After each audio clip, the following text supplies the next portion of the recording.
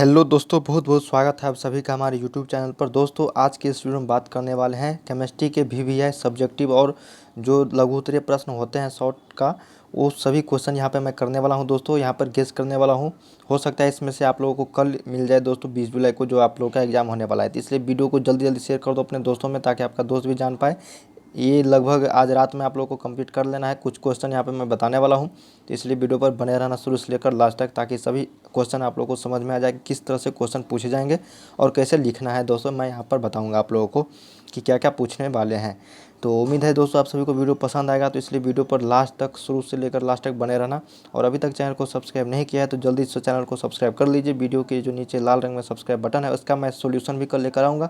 तो अपना क्वेश्चन जो पूछा जाएगा कल मुझे बता देना दोस्तों। ऑब्जेक्टिव और सब्जेक्टिव दोनों का व्हाट्सएप नंबर मैं किसी एक छात्र को दे दूंगा। अपना अच्छा से क्वेश्चन का फ़ोटो खींच के मुझे मेरे व्हाट्सएप नंबर पर लिख देना, भेज देना। तो ज़रूर कमेंट करना अपना व्हाट्सएप नंबर देखने। तो चलिए शुरू करते हैं दोस्तों। आज का ये क्वेश्चन यहाँ पर देख सकते हैं, मैंने पहला क्वेश्चन सेलेक्ट किया है कि इस तरह से आप लोगों को क्वेश्चन आएगा दोस्तों लघु उत्तरीय और दीर्घ उत्तरीय प्रश्न में, कि विद्युत विच्छेदन द्वारा धातुओं का शुद्धिकरण कैसे किया जाता है। ठीक ना, यहाँ पे इंग्लिश में भी है, how are metals purified by electrolytic method. तो इस तरह से आप लोग को क्वेश्चन पूछे जाएंगे। हाँ, इसी तरह का क्वेश्चन मतलब क्या, यहाँ पे विद्युत विच्छेदन द्वारा ये प्रोसेस है दोस्तों, इसी से मतलब धातुओं का शुद्धिकरण कैसे किया जाता है, इस तरह के क्वेश्चन आ सकते हैं। ठीक, तो यहाँ पर आंसर भी दिया गया है, आप लोग जल्दी से देख लो क्वेश्चन क्या मतलब है, अपना देख लेना। ठीक है दोस्तों, रोक के पढ़ लेना।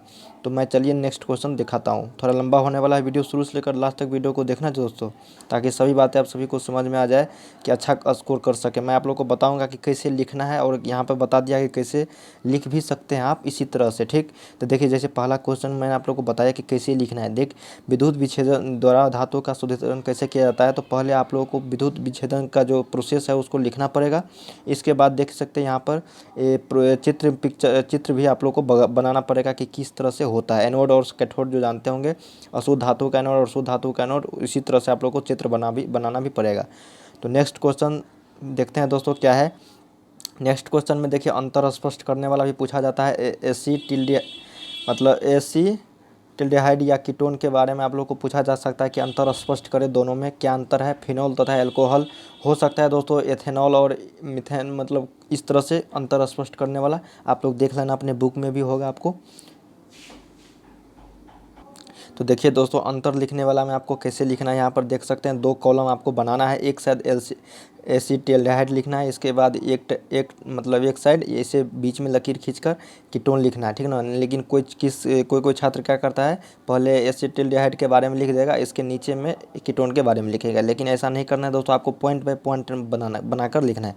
जैसे 2 नंबर का है तो 2 से 3 पॉइंट लिखना है, उसका सूत्र लिखना है, आप लोगों को संरचना लिखना है। उसके बाद एल्कोहल से प्रतिक्रिया करता है कि नहीं, या मतलब जिस तरह से अंतर आपको स्पष्ट करना है, आप लोग पढ़े होंगे उस तरह से आपको लिखना है। ठीक, तो अंतर स्पष्ट करने वाला एक क्वेश्चन पूछा जा सकता है, आप लोग जल्दी से देख लेना।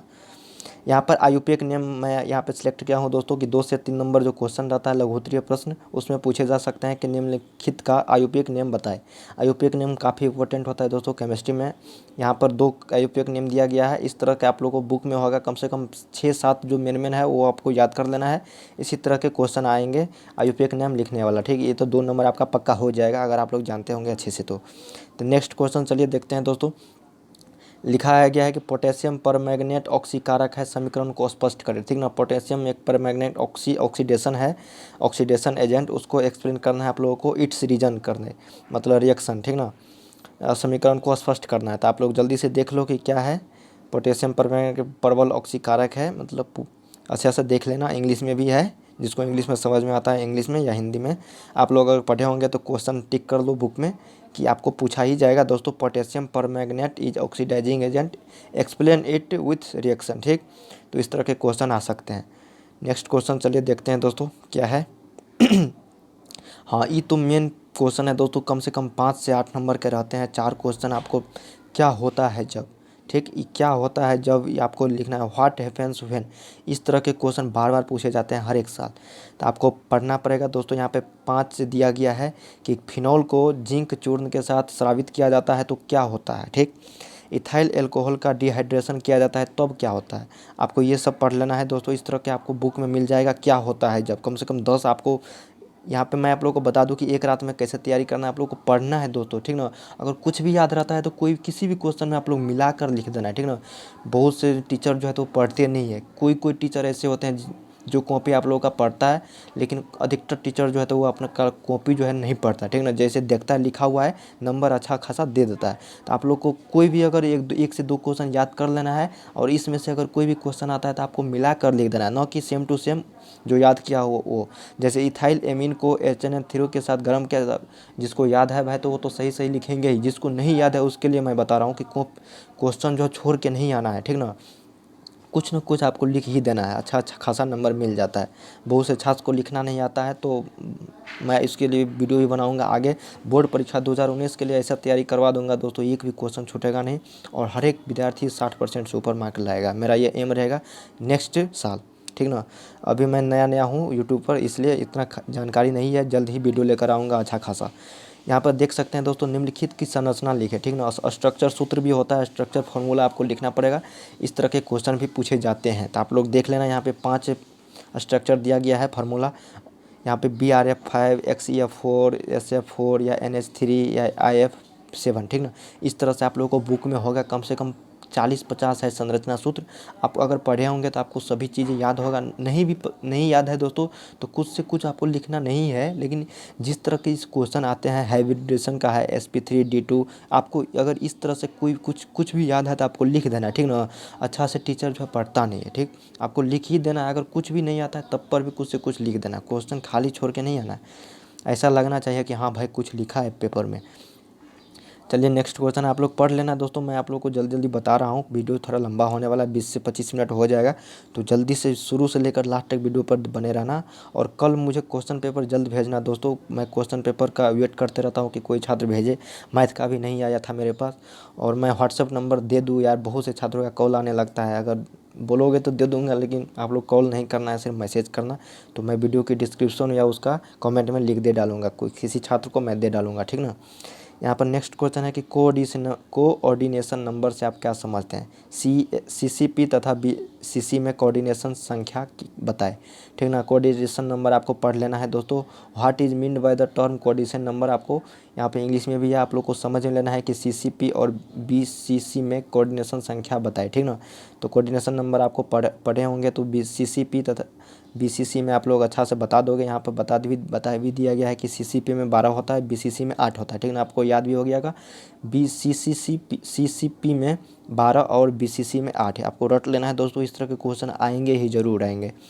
अगर आप लोग पिछले बार भी दिए होंगे तो इस तरह के क्वेश्चन आए थे, मुझे भी पता है आए थे, ठीक ना। यहाँ पर देख सकते हैं नेक्स्ट क्वेश्चन है कि इमल्सन क्या है, यह कितने प्रकार के होते हैं, ठीक ना। इमल्सन ये काफ़ी इंपॉर्टेंट क्वेश्चन है दोस्तों, आपको ये रट लेना है, ठीक ना।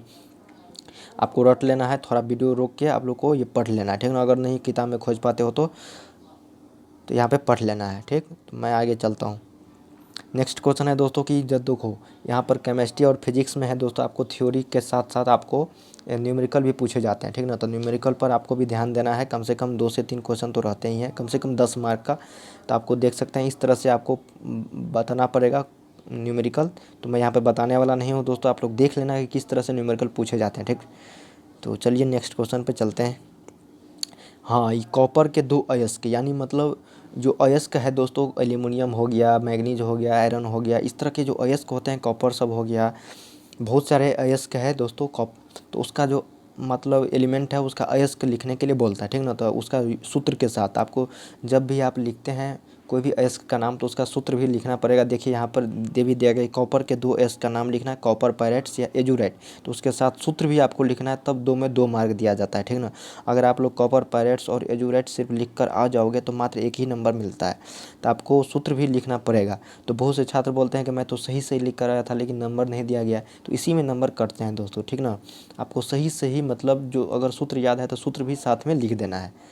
तो यहाँ पर अयस्क का नाम आपको याद रख लेना है एलिमेंट के साथ, ठीक।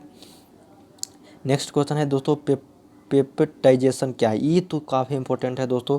मैं देखा हूँ कम से कम 3 से 4 सालों में 2 से 3 बार पूछा जा चुका है। पेप्टाइजेशन आपको पढ़ लेना है हर हाल में ये क्वेश्चन, ठीक ना। पेप्टाइजेशन से आप क्या समझते हैं, इस तरह के क्वेश्चन पूछे जाएंगे आपसे। उसके बाद संरचना सूत्र में आप लोग को बता ही दिया कि स्ट्रक्चरल फार्मूला भी पूछा जाता है। 2 क्लोरो 3 मेथिल पेंटेन, उसके बाद 2 मेथिल ब्यूटेनोइक अम्ल। इस तरह के आपको कम से कम 10 संरचना सूत्र याद कर लेना है, ठीक ना। यहाँ पे 2 ही दिया गया है दोस्तों, ये तो सेट बाय सेट है, इसलिए मैं आप लोग को बता रहा हूँ कि इस तरह के क्वेश्चन पूछे जाते हैं, ठीक। चलिए नेक्स्ट क्वेश्चन को देखते हैं कि एसिटिक अम्ल को मिथाइल एमीन से किस प्रकार परिवर्तित किया जा सकता है, ठीक।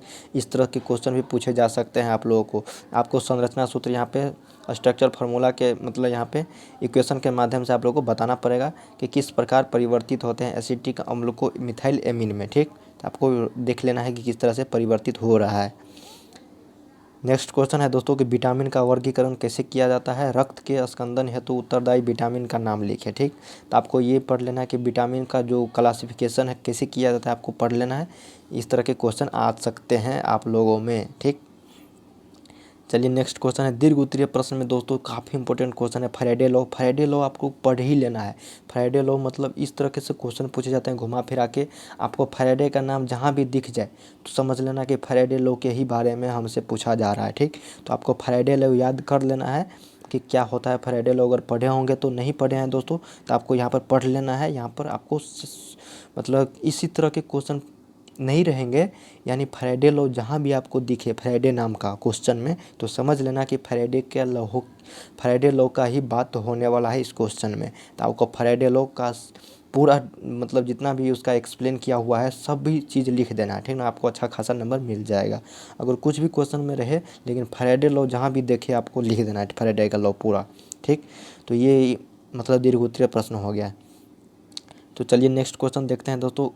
अंतर स्पष्ट करने के लिए भी बोलता है कि अंतर स्पष्ट करें खनिज एवं अयस्क में, निस्तापन एवं धारण में, प्राद्रवक एवं धातु मल में, फ्लक्स एंड स्लैग मतलब सभी चीज़ों में दोस्तों अंतर जितने भी होते हैं आप लोगों के बुक में दिया होगा सभी चीज़ों का अंतर पूछा जाता है। यहाँ पर 3 दिया गया है महत्वपूर्ण इंपॉर्टेंट, खनिज एवं अयस्क, निस्तापन एवं धारण, पर्दावरक एवं धातुमल। आपको याद रख लेना है, ठीक ना। यहाँ पर बता भी दिया गया है कि खनिज एवं अयस्क कैसे लिखना है, ठीक।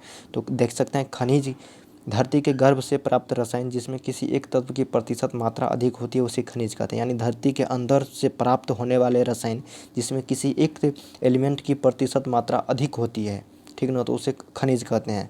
तो अयस्क का भी यहाँ पे बता दिया गया है। सभी अयस्क खनिज होते हैं परंतु सभी खनिज अयस्क नहीं होते हैं, ठीक ना। आपको ये भी लिख देना है, अच्छा खासा नंबर दे दिया जाता है 2 में 2 मार्क, ठीक। उसके बाद निस्तापन एवं जारण में भी आपको पढ़ लेना है। उसके बाद जो बताया गया था फ्लक्स एवं धातुमल में आपको भी ये पढ़ लेना है। उसके बाद लॉन्ग आंसर क्वेश्चन में देख सकते हैं तो ये काफ़ी इंपॉर्टेंट है। एकल इलेक्ट्रोड विभव यानी सिंगल इलेक्ट्रोड पोटेंशियल, ये काफ़ी बार पूछा जा चुका है दोस्तों बोर्ड में। बिहार बोर्ड हो, यूपी बोर्ड हो, सभी में एक ही सिलेबस है 12 का NCERT बुक, ठीक। तो एक ही क्वेश्चन पूछे जाते हैं बार बार, एकल इलेक्ट्रोड विभव क्या है। देखिए एक ही नंबर में है ये क्वेश्चन, ये बार बार आप लोग को रट लेना है, सिंगल इलेक्ट्रोड पोटेंशियल, ठीक। तो आपको पढ़ लेना है दोस्तों। यहाँ पे रोक रोक के मैंने यहाँ पे पढ़ लेना है कि मैं आगे चलिए बताता हूँ आप लोगों को कि और कौन सा क्वेश्चन आपसे पूछा जा सकता है। उसके बाद तो केमिस्ट्री का तो ये भी एक क्वेश्चन है दोस्तों सॉल्यूशन चैप्टर का, जो आप लोगों का है कि रिवर्स ऑस्मोसिस से आप क्या समझते हैं। रिवर्स ऑस्मोसिस एक प्रक्रिया होता है दोस्तों, आपको पढ़ा भी होंगे आप लोग कि किस तरह से ये काम करता है रिवर्स ऑस्मोसिस प्रक्रिया। आपको सिंपली उसको लिख देना है। रिवर्स ऑस्मोसिस हर परीक्षा में हर बार एक न एक क्वेश्चन रहते हैं ऑब्जेक्टिव या सब्जेक्टिव में, ठीक। तो आपको ये रट लेना है। उसके बाद देख सकते हैं दोस्तों एक भी मतलब यहाँ पर भी न्यूमेरिकल आ गया। 5% यूरिया के घोल का प्रासरण दाब 273 केल्विन पर ज्ञात करें। इस बार तो मैं अच्छा से नहीं कर पा रहा हूँ क्योंकि 2 से 3 महीने मैंने पहले यूट्यूब चैनल ही स्टार्ट किया था दोस्तों फरवरी में। मैं नेक्स्ट साल जो है आप लोगों को काफ़ी अच्छा तैयारी करवा दूँगा। जो भी आप लोग तो निकल जाओगे, लेकिन जो लोग आपके पीछे मतलब छोटे भाई हैं आपको उसको मैं अच्छे से कवर करवा दूंगा। बोर्ड परीक्षा में किसी तरह का दिक्कत नहीं होना चाहिए, ठीक ना। कैसे परीक्षा दिया जाता है, कैसे आपको OMR शीट भरना है, सभी चीज़ों की जानकारी देने वाला हूँ। बहुत से अच्छा जो गांव में रहते हैं दोस्तों मोबाइल का तो प्रयोग करते हैं, लेकिन उसको बोलो यार यूट्यूब पर चैनल है बहुत सारा, आपको अच्छा खासा गाइड करेंगे, ठीक ना, बोर्ड में अच्छा खासा नंबर दिलाने में। तो चलिए आगे क्वेश्चन बताते हैं। शील अभिक्रिया एवं अर्धशील अभिक्रिया समझाएं, ठीक ना। एक्सप्लेन शील रिएक्शन और हाफ शील रिएक्शन क्या है, इसके बारे में भी आपको पढ़ लेना है कि क्या होता है। उसके बाद ये व्हाट इज सेमी पेरेमेबल, मतलब मेम्ब्रेन जो अर्ध परागम्य झिल्ली होता है, उससे आप क्या समझते हैं, ये क्या होता है, इसको भी आपको रट लेना है। 2 नंबर में ये पूछे जा सकते हैं, ठीक। उसके बाद मोनोसेक्राइड ये काफ़ी इंपॉर्टेंट क्वेश्चन है दोस्तों, ऑब्जेक्टिव में और सब्जेक्टिव दोनों में पूछे जा सकते हैं ये क्वेश्चन। ऐसा क्वेश्चन है मोनोसेक्राइड क्या होता है, ठीक, तो आपको रट लेना है, ठीक। उसके बाद अपचायक शर्कराएँ मतलब व्हाट आर रिड्यूसिंग शुगर्स क्या होता है, इसको भी आपको रट लेना है। क्यों Fe संक्रमण धातु है लेकिन Na नहीं, आपको ये भी पढ़ लेना है दोस्तों। या आपको ये भी पूछा जा सकता है कि क्यों आयरन संक्रमण धातु है लेकिन सोडियम नहीं, ठीक। इस तरह के क्वेश्चन आपको आप पढ़ लेना है। उसके बाद दोस्तों अंतर, मैंने बताया ही कि अंतर स्पष्ट करने वाला क्वेश्चन भी पूछे जा सकते हैं कि मिथाइल अल्कोहल एवं इथाइल अल्कोहल के बीच का अंतर स्पष्ट करें, ठीक। तो आपको ये पढ़ लेना है किस तरह से लिखे गए हैं। आपको देखिए पॉइंट बाय पॉइंट लिखा गया है, इधर भी पॉइंट बाय पॉइंट आपको लिखना है, ठीक। तो उम्मीद है दोस्तों आप सभी को वीडियो पसंद आ रहा होगा। अगर कुछ भी दिक्कत है तो ज़रूर कमेंट करना दोस्तों, मैं आप लोगों को बताऊंगा। देखिए DNA और RNA में भी अंतर स्पष्ट करना है, इसके बारे में पूछा जा सकता है, आप लोग याद कर लो। उसके बाद मैं आप लोग को बता दूं कि देखिए न्यूमेरिकल भी पूछने वाला है। ये तो बहुत ही इंपॉर्टेंट क्वेश्चन है दोस्तों। कोलेरस लॉ जो होता है, कोलेरस नियम का व्याख्या करें, ये आप लोग को लॉन्ग आंसर में पूछा जा सकता है। मैंने लॉन्ग आंसर में कितना बताया दोस्तों, फैराडे लॉ, या उसके बाद एकल मतलब जो सिंगल पोटेंशियल मैंने आप लोग को बताया था, सिंगल इलेक्ट्रोड पोटेंशियल, उसके बारे में आपको पढ़ लेना है। उसके बाद कोलेरस लॉ, ठीक, कोलेरस लॉ, ये 3 क्वेश्चन मैं आप लोग को बताया हूँ।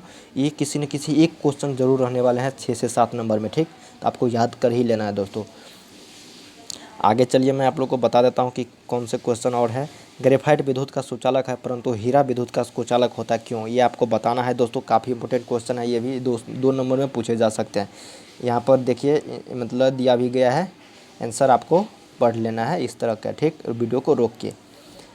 तो एल्युमिनियम के बर्तन में सांद्र HNO3 को रखा जाता है क्यों, ये भी आपको पढ़ लेना है। इस तरह के क्वेश्चन पूछे जा सकते हैं। FeS से H2S बनाने के लिए नाइट्रिक अम्ल का व्यवहार नहीं किया जाता है क्यों, ये भी आपको पढ़ लेना है, ठीक।